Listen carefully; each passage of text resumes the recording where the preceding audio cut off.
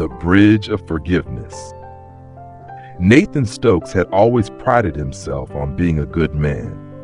He attended church every Sunday, volunteered during the holidays, and donated to charity whenever asked.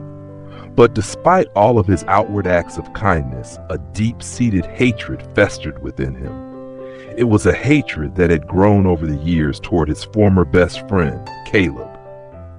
Years earlier, Caleb had betrayed Nathan in a way that seemed unforgivable. Caleb had spread rumors about Nathan at work, leading to Nathan losing a promotion he'd been working toward for years. Though Caleb had later apologized, Nathan couldn't let go of the pain and betrayal. Every time he thought of Caleb, bitterness surged through him. The anger became a constant companion, shaping how he viewed not only Caleb, but others as well. One Sunday, as Nathan sat in his usual pew, the pastor began a sermon based on 1 John 4:20.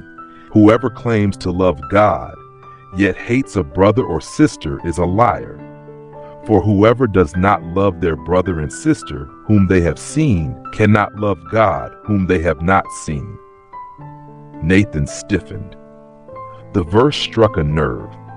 The pastor went on to explain that love for God cannot coexist with hatred for others. Forgiveness is not a sign of weakness, the pastor said. It is a reflection of God's grace in us. When we choose to forgive, we mirror the forgiveness that God has freely given to us. As the congregation bowed their heads in prayer, Nathan found himself wrestling with the words he just heard.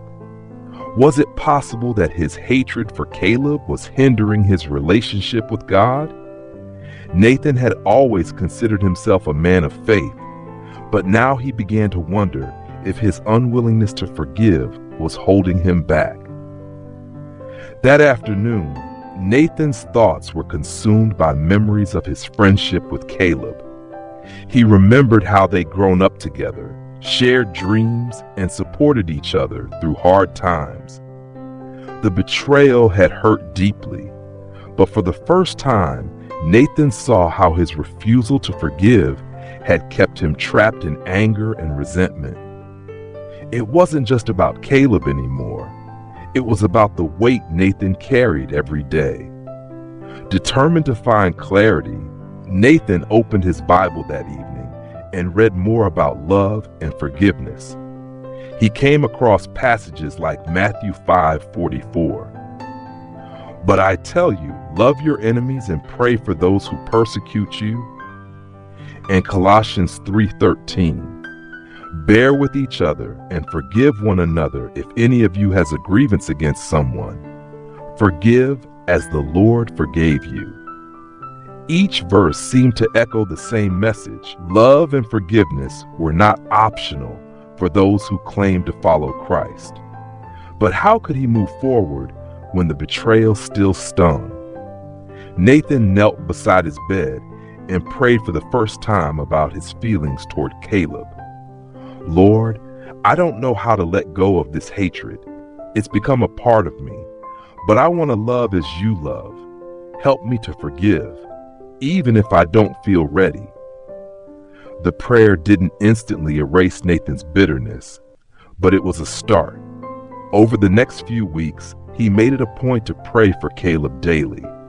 At first, the prayers felt forced and hollow, but gradually Nathan noticed his heart softening. He began to see Caleb not as the man who had wronged him, but as a flawed human being in need of grace, just like himself. One day, Nathan felt prompted to reach out to Caleb. His hands trembled as he dialed the number, unsure of what he would say. When Caleb answered, there was a moment of silence before Nathan spoke.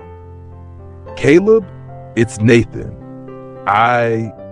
I wanted to let you know that I forgive you. I've held on to anger for too long, and it's time to let it go. Caleb was stunned. Nathan, I don't even know what to say. I've regretted what I did to you every day. Thank you for giving me another chance. The conversation was short, but it marked a turning point in Nathan's life. For the first time in years, he felt a weight lifted from his shoulders. The hatred that had consumed him was replaced by a peace he hadn't known was possible. As the weeks turned into months, Nathan and Caleb began to rebuild their friendship. It wasn't easy, and it took time to restore trust. But Nathan realized that forgiveness had opened the door to healing. More importantly, it had drawn him closer to God. He felt a renewed sense of purpose in his faith, knowing that love and forgiveness were the truest reflections of God's character. Looking back, Nathan saw how 1 John 4:20 had been a catalyst for change. The verse had challenged him to examine his heart and confront the barriers that had kept him from fully living out his faith. It taught him that loving God meant loving others, even when it was hard, and that forgiveness was a gift, not just for the one forgiven, but for the one who forgives. Nathan's transformation wasn't just a private victory. He began sharing his testimony at church, encouraging others to seek forgiveness and reconciliation in their own lives.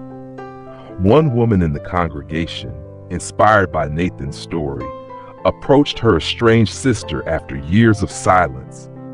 Another man reconciled with a childhood friend. Nathan's willingness to forgive became a ripple effect, touching lives beyond his own. Reflection. Is there someone in your life you've struggled to forgive? How might holding on to anger or hatred be affecting your relationship with God? Take a moment to pray for strength to forgive and for God's love to fill your heart. Lord, thank you for loving me despite my flaws and failures. Help me to extend that same love and forgiveness to others, even when it feels impossible. Teach me to let go of bitterness and embrace the freedom that comes from grace. Amen.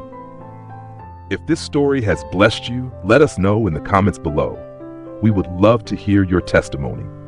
Don't forget to like this video, share it with someone who needs encouragement, and subscribe for more inspiring content. Stay blessed and see you in the next one.